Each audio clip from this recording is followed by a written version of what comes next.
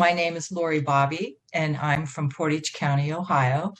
My experiences with the Ohio Department of Natural Resources began in 2010 when landmen descended on northeastern Ohio due to the renewed interest in leasing land for horizontal fracking and the accompanying underground injection wells. Over the years, my experience with ODNR is that they are dismissive of public concerns and ultimately defend and protect any and all actions of the oil and gas industry. In Ohio, the permitting process is too quick and easy. There is a history of not enough inspectors, and our regulations are far too weak. For example, in 2013, citizens performed their own injection well audit of ODNR inspection reports, and we found irregular inspections and lack of consistent follow-up on violations. This confirmed public distrust of their inspection processes. Why should citizens have to monitor inspections to protect our drinking water? In 2012, the citizens of Portage County had serious concerns about 7 injection wells and accompanying horizontal wells located on one property in Windham and Nelson townships. These wells are a significant source of potential drinking water contamination. I personally submitted a request for a public hearing and specific questions related to those injection wells to ODNR.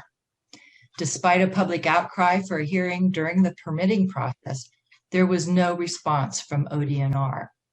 Therefore, to make the most knowledgeable comments on an industrial process that could alter our drinking water forever, a people's public hearing was held in September 2012 in Ravenna, Ohio. This was before the public comment period was officially over for those 7 injection wells. 40 citizens were in attendance. Their concerns were documented and submitted to ODNR. Ultimately, the well permits were approved with no acknowledgement of any citizen questions or concerns.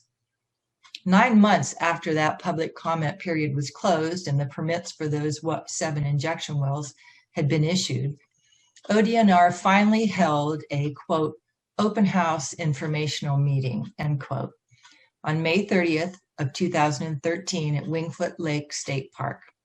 The location was over 30 miles from the impact zone, despite ODNR's promise that the open house would be held within the area of the proposed injection well application. The notification also lacked any specific information about the injection wells in question. At the open house, we were met with 14 armed guards and 1 canine unit lining the access walk into the building. Purses were searched before we could enter. Once the open house began, the armed guards stood behind each information table and lined up at all of the entrances and exits. It clearly was an attempt to intimidate those in attendance. And let me note here that there had never been any incidents of violence prior to this that would have required such a military presence. We were denied the right to videotape inside the building, even though this was promoted as an open public meeting. ODNR employees were located at multiple information tables, which was a tool used to break up the crowd and prevent people from hearing the same information at the same time. Due to the size of the crowd in the large open room with no acoustics, no amplification, it was impossible to hear the answers to questions asked by each person at each table. During the second half of that open house, we were forced to listen to a 30-minute history of oil and gas drilling from Mr. Tom Tomastik, who at the time was the chief geologist at ODNR. At no time were any of the specific questions about the Windham and Nelson Township wells brought up or addressed by Mr. Tomastik or his staff, even though our email invitation specifically stated that they would provide information about those wells. Mr. Tomastik left the building immediately following his presentation, showing no interest in or respect for the citizens of Ohio. At that point, citizens were permitted to stand and share their questions with the audience.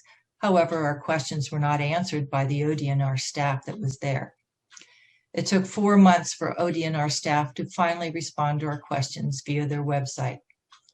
This was a failed attempt to placate the public when a true public hearing was denied. These are only 2 examples of the barriers to real protection of our drinking water here in Ohio. Ultimately, ODNR's allegiance is to their funders, the oil and gas industry. This must change to truly protect the drinking water and public health in Ohio. Thank you.